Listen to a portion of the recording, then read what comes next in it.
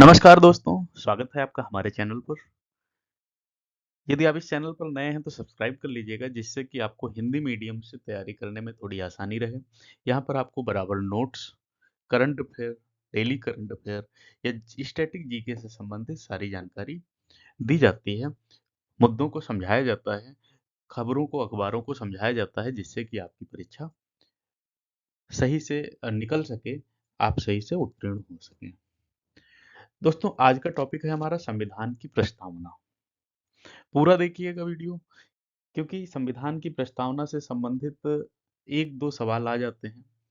Pre में भी, one day exam में भी आते हैं, कई बार मेंस में भी इससे संबंधित प्रश्न आते हैं। चूँकि संविधान की प्रस्तावना हमारा एक बहुत महत्वपूर्ण अंग है, संविधान का बहुत महत्वपूर्ण अंग है, इसलिए इसका समझना हमारे लिए बहुत ज़रूरी है। कई बार इंटरव्यू में भी पूछा गया है सीधा-सीधा कि प्रस्तावना सुनाइए। इस प्रस्तावना का एक क्रम है, इसको पढ़ने का, इसको बोलने का, इसको कहने का एक क्रम बनाया गया है, जिसके तहत ही हमें इसको रखना होता है। प्री में कई बार इससे के जो शब्द हैं, उन शब्दों को इधर-उधर रख के फिर बोला जाता है कि इनमें से कौन-सा सही है, पहला सही, दूसरा सही, तीसरा सही, ऐसे करके बोला जाता है। तो इसलिए हमें ये प्रस्तावना सही से पढ़नी है, इसको समझना है। इसके उद्देश्य क्या हैं, ये भी हम इसमें बात करेंगे कि संविधान की प्रस्तावना के क्या उद्देश्य होते हैं। तो चलते हैं अपने टॉपिक की तरफ, संविधान की प्रस्तावना। पहले प्रस्तावना पूरी पढ़ते हैं, अक्षरशः पढ़ते हैं, क्योंकि ये अक्षरशः ही लिखी गई है और उसी हिसाब से ही पूछी जाती है।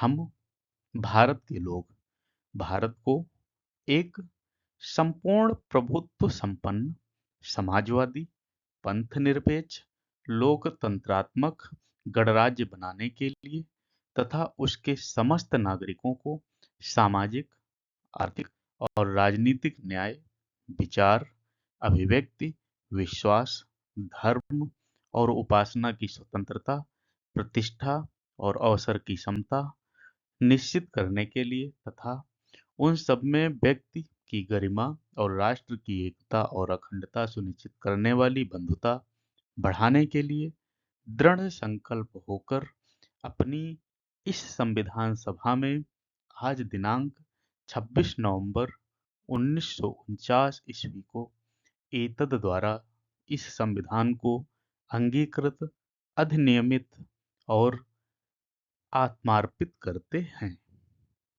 ये हमारी प्रस्तावना है। महत्वपूर्ण चीजें क्या हैं?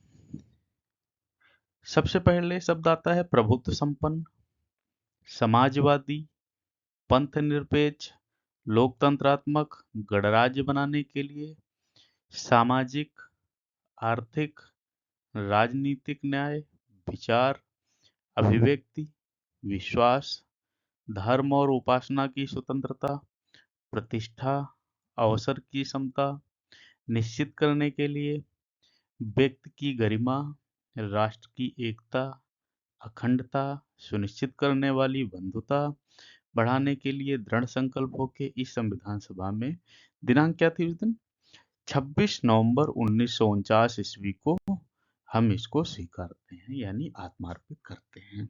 ये हमारे संविधान सभा की प्रस्तावना है।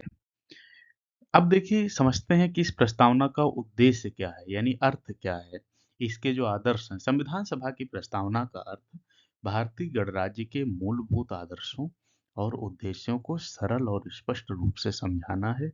इसमें जो बातें कही गई हैं उनका संक्षिप्त अर्थ आगे हम देखेंगे। पहला शब्द आता है हम भारत के लोग। यह वाक्य दर्शाता यह है कि भारत का संविधान भारतीय जनता द्वारा बनाया गया है, इसकी संप्रभुता जनता में निहित है।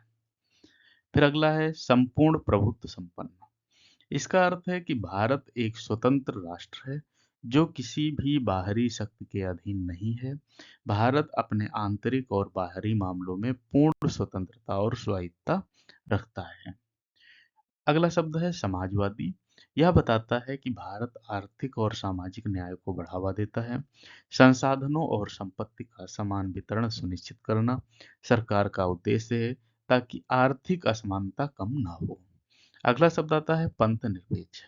इसका अर्थ है भारत एक धर्मनिरपेक्ष राज्य है। यहाँ सभी धर्मों को समान दर्जा और सम्मान दिया जाता है और राज्य का कोई आधिकारिक धर्म नहीं है। लोकतंत्रात्मक लोकतंत्र का अर्थ है भारत की सरकार जनता के द्वारा चुनी जाती है, जनता के लिए काम करती है और जनता के प्रति जवाबदेह है। गणराज्य का मतलब है भारत में कोई भी राजा या वंशानुगत शासक नहीं है। यहाँ का सर्वोच्च पद राष्ट्रपति है जिसे जनता के प्रतिनिधियों द्वारा चुना जाता है। अब इनको हम समझते हैं। समाजवादी है इसका मतलब ये है कि भारत आर्थिक और सामाजिक न्याय को बढ़ावा देता है। यानी प्रति व्यक्ति हम चाहते हैं कि कोई गरीब ना हो, सबके तक समान रूप से सामाजिक चीजें यानी जो वितरण किया जाता है, सुविधाएं वितरित की जाती हैं सरकार की तरफ से, वो बराबर पहुंचती रहें।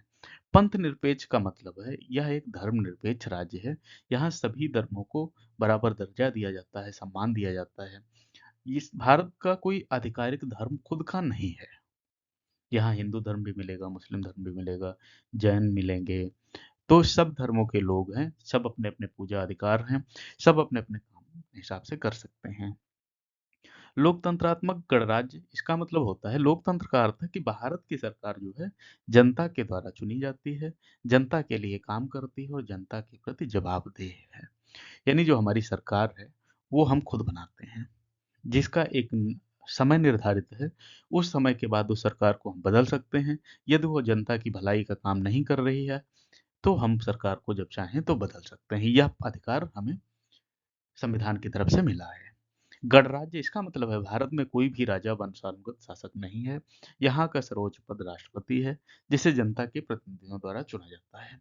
देखिए यहाँ कोई अब राजा व्यवस्था नहीं है कि महाराज है, महाराज का जो पुत्र होगा वही राजकुमार होगा, ऐसा कुछ नहीं है। सर्वोच्च पद जो अपना है वो राष्ट्रपति। ये प्रश्न एक बार पूछा गया है कि भारत का जो सर्वोच्च पद है संविधान की दृष्टि से वो कौन सा है। राष्ट्रपति का है, कई लोग इसमें प्रधानमंत्री लगाते हैं लेकिन ऐसा नहीं है, राष्ट्रपति है। अच्छा, राष्ट्रपति को जो चुनने की प्रक्रिया है वो चयनित प्रतिनिधियों के द्वारा होती है, वो हम आपको आगे पढ़ाएंगे। अब समझते हैं इसका उद्देश्य क्या है। न्याय सभी नागरिकों को सामाजिक, आर्थिक और राजनीतिक न्याय प्रदान करना।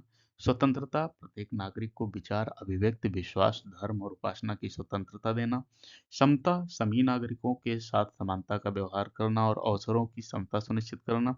बंधुत्व भाई सभी में भाईचारे की भावना को बढ़ावा देना, जिससे व्यक्ति की गरिमा और राष्ट्र की एकता और अखंडता सुनिश्चित हो सके। देखिए क्या है न्याय, मतलब क्या है कि किसी भी व्यक्ति के सामाजिक हितों का या संवैधानिक हितों का हनन नहीं होना चाहिए।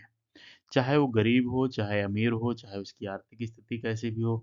यदि वह भारत का नागरिक है तो भारत का संविधान उसको पूर्ण एकाधिकार, पूर्ण स्वतंत्रता, पूर्ण सामाजिक न्याय, पूर्ण सुरक्षा देता है। वो चाहे जिस भी धर्म का हो, चाहे जिस जाति का हो, चाहे जिस जगह का रहने वाला हो, चाहे जो भाषा बोलने वाला हो। स्वतंत्रता प्रत्येक नागरिक को विचार, अभिव्यक्ति, विश्वास, धर्म और उपासना की स्वतंत्रता देना। यानी व्यक्ति जो है वो अपने बात कहने के लिए स्वतंत्र है, अपने धर्म को मानने के लिए स्वतंत्र है, अपने इष्ट देव की पूजा के लिए स्वतंत्र है। इसमें किसी को बाध्य नहीं किया गया है। समता मतलब सभी नागरिकों के साथ समानता का व्यवहार करना और अवसरों की समानता सुनिश्चित करना। यानी जैसे कई बार कहा जाता है कि भाई कोई सरकारी योजना अगर आती है तो उसमें सबको लाभान्वित करना। जो उस योजना के अंतर्गत लोग आते हैं जिनको उद्देश्य में रख के बनाई गई है, उन तक समुचित रूप से उसका प्रचार करना, पहुंचाना और अवसर उत्पन्न करना। बंधुता यानी सभी में भाईचारे की भावना को बढ़ाना, जिससे व्यक्ति की गरिमा और राष्ट्र की एकता और अखंडता सुनिश्चित हो सके। यदि हम संक्षेप में बात करें तो संविधान की प्रस्तावना भारत के आदर्शों, उद्देश्यों और उसकी जनता के प्रति प्रतिबद्धता को दर्शाती है। यह लोकतंत्र, समानता, स्वतंत्रता, बंधुत्व के मूल सिद्धांतों को स्थापित करती है, जो भारत को एक मजबूत और समृद्ध राष्ट्र बनाने में मार्गदर्शन प्रदान करते हैं। यानी हम कह सकते हैं भारत के संविधान की जो प्रस्तावना है वो सभी के हितों को ध्यान में रखकर बनाई गई है, जिसमें संविधान के प्रारंभ में यानी प्रस्तावना में ही बता दिया गया है कि यह सामाजिक रूप से सबके लिए है, सबको सुरक्षा प्रदान करती है, सबको अपने धर्म को मानने का अधिकार है, सबके लिए समान अवसर प्रदान करती है। दोस्तों, यदि आप चैनल पर नए हैं तो आप इसको सब्सक्राइब जरूर कर लीजिएगा, जिससे आने वाली जो वीडियो हैं आप तक समय से पहुंचती रहें। ये चैनल पसंद यदि वीडियो पसंद आता है तो उसको लाइक करिएगा, कमेंट करिएगा, शेयर करिएगा। हम अगले वीडियो में आपसे ज़रूर मिलेंगे।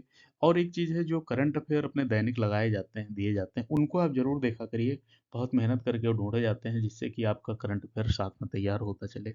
हमारी कोशिश रहती है इसमें जो करंट अफ़ेयर है वो सब्जेक्ट वाइज़ हो। जैसे आप ये समझो कि इकोनॉमिक्स का कौन-सा करंट अफ़ेयर बनेगा, आज की डेट में भूगोल का कौन-सा करंट अफ़ेयर बनेगा, और ये कई सारे जो अखबार रहते हैं, न्यूज़पेपर रहते हैं, उनको देख के बनाया जाता है। मिलते हैं अगले वीडियो में। धन्यवाद।